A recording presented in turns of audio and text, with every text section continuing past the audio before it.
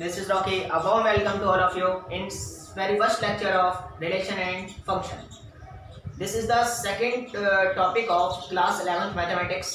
अभी तक हम लोगों ने सेट्स को पढ़ा है. सेट्स हम लोग क्या पढ़ चुके हैं. सेट्स का मीनिंग होता है कि दो कलेक्शन का मतलब अगर हम बहुत सारा कलेक्शन लें तो उस कलेक्शन को ही हम लोग क्या बोल सकते हैं, सेट बोल सकते हैं.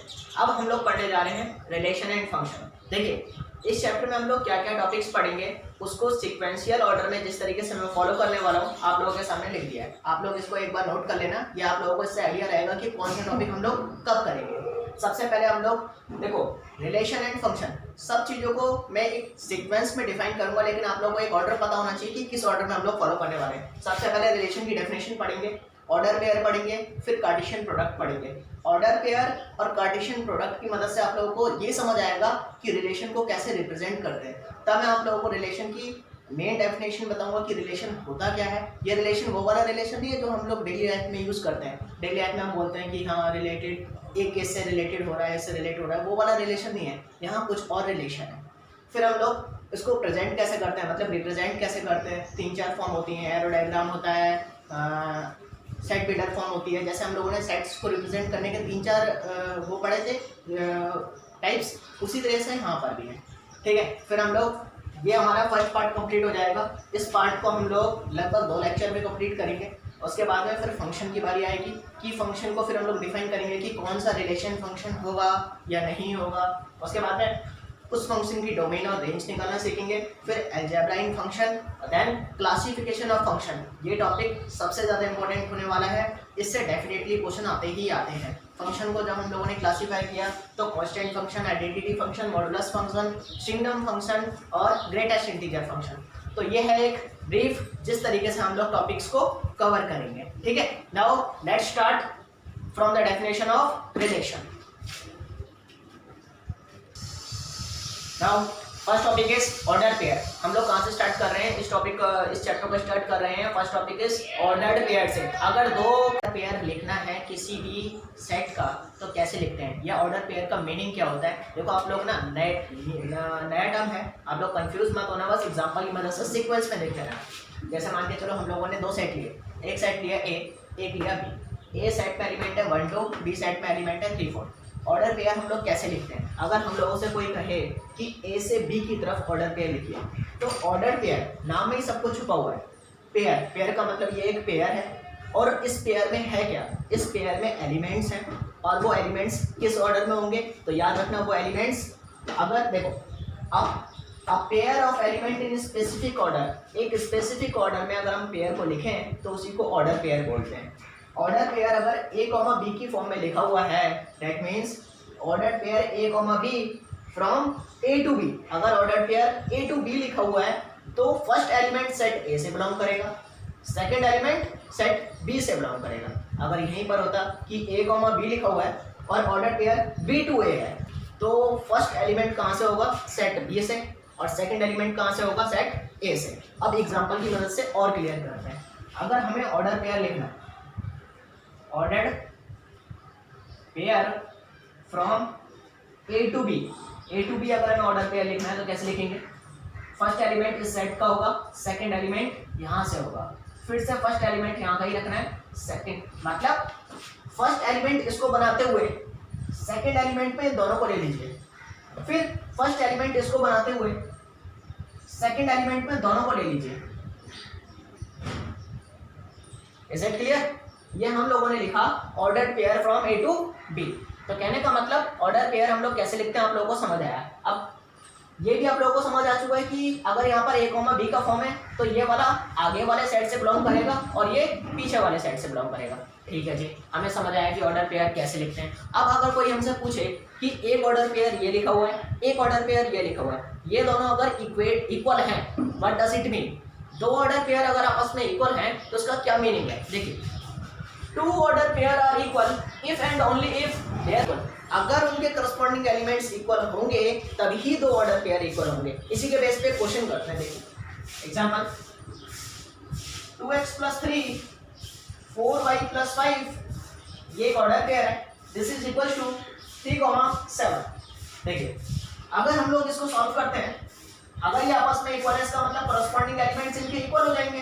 ये वाला पार्ट इसके इक्वल, और 4y + 5 = 7। यहाँ से सॉल्व करके हम लोग x की वैल्यू निकाल देंगे और यहाँ से सॉल्व करके हम लोग y की वैल्यू निकाल देंगे। क्या आप लोगों को ऑर्डर पेयर क्लियर? ठीक है। अब ऑर्डर पेयर की मदद से हम लोग अब सीखने जा रहे हैं Cartesian product. Now next topic is Cartesian product of two set. दो सेट का कार्टेशियन प्रोडक्ट कैसे निकालते हैं देखते हैं। देखो, अगर हमें कार्टेशियन प्रोडक्ट निकालना है, पहले इसकी डेफिनेशन समझते हैं। Cartesian product of two set A and B is the set of all ordered pair of elements from A to B। देखो, अगर हमें कार्टेशियन प्रोडक्ट निकालना है दो सेट का जब कार्टेशियन प्रोडक्ट निकालते हैं तो उसको डिनोट कैसे करते हैं? डिनोट करते हैं A क्रॉस B से। इसको मल्टीप्लाई मत पढ़ना, ये क्रॉस है, या फिर इसको हम लोग ऐसे बोल सकते हैं A Cartesian product with B। ठीक है, इसकी डेफिनेशन आप लोगों को क्लियर हो चुकी है कि ए और बी सेट का अगर हमें कार्टेशियन प्रोडक्ट निकालना है तो कार्टेशियन प्रोडक्ट का मतलब set of all the ordered pair of elements from A to B. A से बी की तरफ के सारे ऑर्डर पेयर का अगर हम सेट बनाएं तो वही कार्टेशियन प्रोडक्ट होता है। ठीक है, और मैथमेटिकली इसको हम लोग कैसे रिप्रेजेंट कर सकते हैं? All the ordered pair. Ordered pair हम लोगों ने पढ़ा ए कॉमा बी की फॉर्म का होता है। ए कॉमा बी जिसमें फर्स्ट एलिमेंट किससे बिलोंग करेगा? ए से, और सेकंड एलिमेंट किससे बिलोंग करेगा? बी से। Is it clear? एग्जांपल की मदद से और क्लियर होगा। एग्जांपल देखते हैं। देखो, एक सेट है जिसमें एलिमेंट 1 2 है, एक सेट है जिसमें एलिमेंट है 3 4 5। अगर हमें ए क्रॉस बी निकालना है, सारे ऑर्डर पेयर का सेट बना लीजिए। ऑर्डर पेयर देखिए, ऑर्डर पेयर हम लोग लिख रहे हैं फर्स्ट एलिमेंट 1, सेकंड एलिमेंट 3, फिर से first element 1, second element 4, first element 1, second element 5, उसके बाद 2, 3, 2, 4, 2, 5। Is it clear? तो कहने का मतलब ए क्रॉस बी में ये सारे के सारे ऑर्डर पेयर का हमने सेट बना दिया। अगर हम लोगों को बी क्रॉस ए लिखना होगा तो मैंने आप लोगों को बताया था ऑर्डर पेयर वाले केस में जब order pair A to B लिखते हैं तो फर्स्ट एलिमेंट ये होगा, ए से बिलोंग करेगा। लेकिन जब ऑर्डर पेयर बी टू ए लिखते हैं तो फर्स्ट एलिमेंट बी से बिलोंग करेगा। ऐसी अब फर्स्ट एलिमेंट आपको बी मानना है, बी का जो एलिमेंट होगा वो फर्स्ट एलिमेंट होगा और ये सेकेंड एलिमेंट्स होंगे। Now first element is 3, second element is 1, first element is 3, second element is 2, first element is 4, second is 1, 4, 2, फिर 5, 1, 5, 2। Is it clear? तो एक बात तो क्लियर हो गई, सेट भले ही सेम है, अगर हम ए क्रॉस बी लिखें और बी क्रॉस ए लिखें दोनों ही डिफरेंट होते हैं, दोनों ही डिफरेंट होते हैं। अब एक बात और, अगर आप लोगों को सेट पता है कि हाँ भाई फर्स्ट सेट में 4 एलिमेंट हैं, सेकेंड सेट में 10 एलिमेंट्स हैं, तो ए क्रॉस बी में कितने एलिमेंट्स होंगे? That means number of elements in Cartesian product of two set. देखिए बहुत इजी फॉर्मूला होता है, number of elements in A cross B. मान के चलिए एक सेट ए है जिसमें एलिमेंट है पी, एक सेट बी है जिसमें एलिमेंट है क्यू। अगर आप लोग जानना चाहते हैं कि ए क्रॉस बी में कितने एलिमेंट्स होंगे तो P इंटू क्यू, सिंपली इनको मल्टीप्लाई कर दीजिए। यहाँ पर चेक कर सकते हैं, आप लोग वेरीफाई कर सकते हैं। इसमें एलिमेंट कितने थे? 2, इसमें एलिमेंट कितने थे? 3, 2 3 6, 1 2 3 4 5 6। यहाँ पर देख लीजिए 1 2 3 4 5 6। दैट मीन्स अगर हम दो सेट का कार्टेशियन प्रोडक्ट लिखते हैं तो नंबर ऑफ एलिमेंट्स तो इक्वल होंगे पर वो एलिमेंट्स अलग अलग होंगे। Is it clear? तो order pair complete, Cartesian product complete. ठीक, अब हम लोग समझने जा रहे हैं कि रिलेशन। मैंने आप लोगों से कहा था ऑर्डर पेयर और कार्टेशियन प्रोडक्ट क्लियर हो जाएगा, उसके बाद में हम लोग सीखेंगे relation. Now next topic is relation. Now next topic is relation. देखो, रिलेशन वर्ड का यूज हम लोगों ने अपने डेली लाइफ में करते हैं कई बार, और हम लोग ये जानते हैं कि अगर मान के चलिए कि एक पर्सन है ए और एक पर्सन है बी, हम लोग बोलते हैं कि तुम दोनों में क्या रिलेशन है, या हम लोग जनरली इस वर्ड का भी यूज़ करते हैं कि उसका मेरे साथ में है, उसका ये रिलेशन उसके साथ में है, उसका ये रिलेशन उसके साथ में है। या जनरली आप लोगों ने कुल मिला के अगर हम लोग कहें, इस वर्ड का यूज़ हम लोग डेली लाइफ में इस तरीके से करते हैं कि दो ऑब्जेक्ट या दो पर्सन या दो से ज़्यादा पर्सन के बीच में कनेक्शन के लिए, मतलब डेली लाइफ में कनेक्शन के लिए इस वर्ड का यूज़ किया जाता है। अब मैथमेटिक्स में क्या यूज़ है इसका? मैथमेटिक्स में बेसिकली कनेक्शन के लिए ही यूज़ किया जाता है, पर कनेक्शन पर्सन के बीच में नहीं, यहाँ पर कनेक्शन होगा सेट्स के बीच में।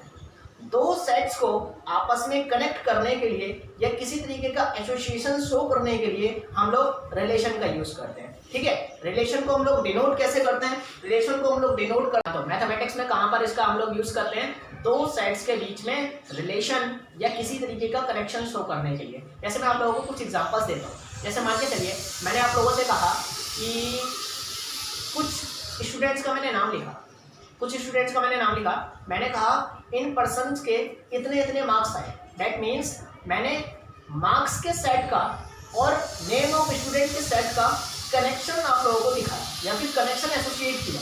ठीक है, यहीं पर अगर मान के चलिए एक सेट मैंने बनाया नेम ऑफ स्टेट्स के नेम का सेट बनाया और सेकंड सेट हम लोगों ने बनाया उनके कैपिटल्स का।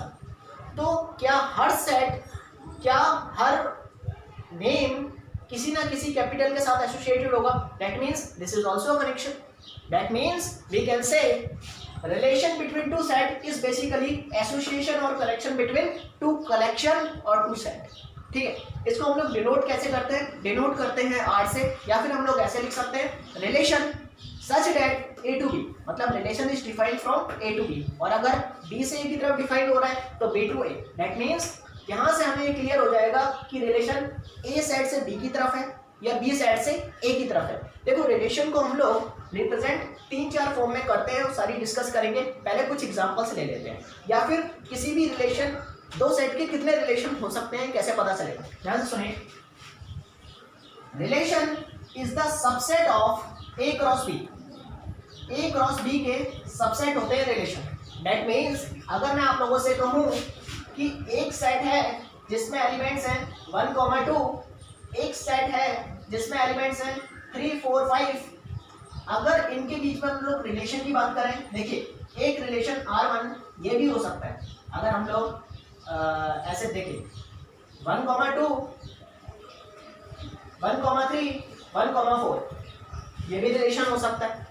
और क्या रिलेशन हो सकता है? 1, 4, 1, 5, 2, 4।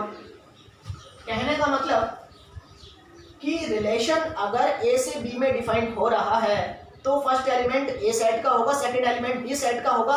अब ये मैटर नहीं करता कि इसके सारे एलिमेंट्स उसमें आए या इसके सारे एलिमेंट्स आए या नहीं आए, बस आप लोगों को ये देखना है कि फर्स्ट एलिमेंट क्या इसमें है, क्या इसका फर्स्ट एलिमेंट इसमें है, क्या इसका सेकंड एलिमेंट इसमें है, सेकंड एलिमेंट इसमें। दैट मीन्स जितने भी रिलेशन हैं उसके सारे एलिमेंट्स में फर्स्ट एलिमेंट सेट ए से बिलोंग करेगा और सेकंड एलिमेंट सेट बी से बिलोंग करेगा। ठीक है, तो कहने का मतलब कितने रिलेशन ऐसे हम डिफाइन कर सकते हैं। अभी तो मैंने सिर्फ 2 ही लिखे हैं, अगर मैं चाहूँ तो यहाँ पर 3-4 और लिखे जा सकते हैं। तो आप लोगों को कैसे पता चलेगा कि 2 सेट्स के बेस पे हम लोग कितने रिलेशन डिफाइन कर सकते हैं? समझ रहे हैं? जैसे हम लोग बोलते हैं, जैसे आप लोगों ने रीजनिंग में पढ़ा होगा कि बोलते हैं वो मेरे पापा की मम्मी का भाई है, तो कौन लगेगा? समझ रहे हो? एक को हम डायरेक्ट मामा भी बोल सकते हैं, एक को हम लोग सीधा ये भी बोल सकते हैं कि मम्मी का भाई। समझ रहे हो? तो कहने का मतलब एक रिलेशन को हम लोग 2 तरीके से डिफाइन कर सकते हैं। तो कितने रिलेशन डिफाइन हो सकते हैं 2 साइड्स के बीच में, उसको निकालने का एक फॉर्मूला होता है। क्या फॉर्मूला होता है? यहीं पर देखिए, डेफिनेशन में ही फॉर्मूला है। Relation is the subset of A cross B, मतलब ए क्रॉस बी में जितने एलिमेंट्स होंगे उनका सबसेट, और सबसेट निकालने का फॉर्मूला क्या होता है? 2 की power n। Yes, number of relation from A to B.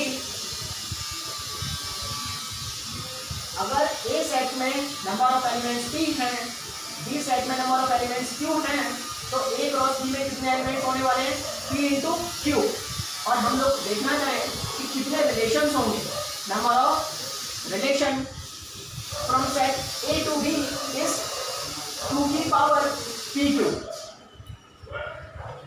2 की पावर pq, मतलब इसको 2 की पावर में भेज दीजिए, क्योंकि किसी भी सेट का अगर हम लोग सबसेट लिखते हैं, सबसेट में कितने एलिमेंट्स होते हैं? 2 की पावर जितना उस सेट में एलिमेंट्स है। Is it clear? तो आप लोगों को ये समझ आ चुका है कि कार्टेशियन प्रोडक्ट कैसे निकालते हैं, कार्टेशियन प्रोडक्ट से रिलेशन कैसे बनता है, या कितने रिलेशंस हो सकते हैं। एक क्वेश्चन लेते हैं, उसकी मदद से आप लोगों को रिलेशन और क्लियर हो जाएगा। देखिए ये क्वेश्चन है, इसमें सेट ए के एलिमेंट्स ये हैं और सेट ए के एलिमेंट्स ये हैं, और इसमें कुछ रिलेशन मैंने डिफाइन किए, क्योंकि आप लोगों को पता है कि 2 सेट के बेसिस पे बहुत सारे, देखो इसमें एलिमेंट्स हैं 4, इसमें एलिमेंट्स हैं 3, 4 3 से 12। इसके कार्टेशियन प्रोडक्ट में कितने एलिमेंट्स होंगे? 12, 2 की पावर 12। मतलब इन 2 सेट्स में ए से बी की तरफ 2 की पावर 12 रिलेशन डिफाइन किए जा सकते हैं, जिनमें से मैंने सिर्फ आप लोगों के सामने 4 लिखे। अब आप लोगों को ये पता लगाना है कि कौन सा रिलेशन वाकई में रिलेशन है और कौन सा नहीं है। देखिए हम लोगों को पता है relation is defined from set A to B, और रिलेशन होता क्या है? Relation is basically set of all the Cartesian product या some Cartesian product from A to B. A से बी की तरफ डिफाइन होने वाले कार्टेशियन प्रोडक्ट के कुछ एलिमेंट्स रिलेशन में होते हैं। ठीक है, तो कहने का मतलब देखिए ऑर्डर पेयर चेक करिए पर है या नहीं है। 3 5 5 सेट ए में होने चाहिए, 3 5 है इसमें।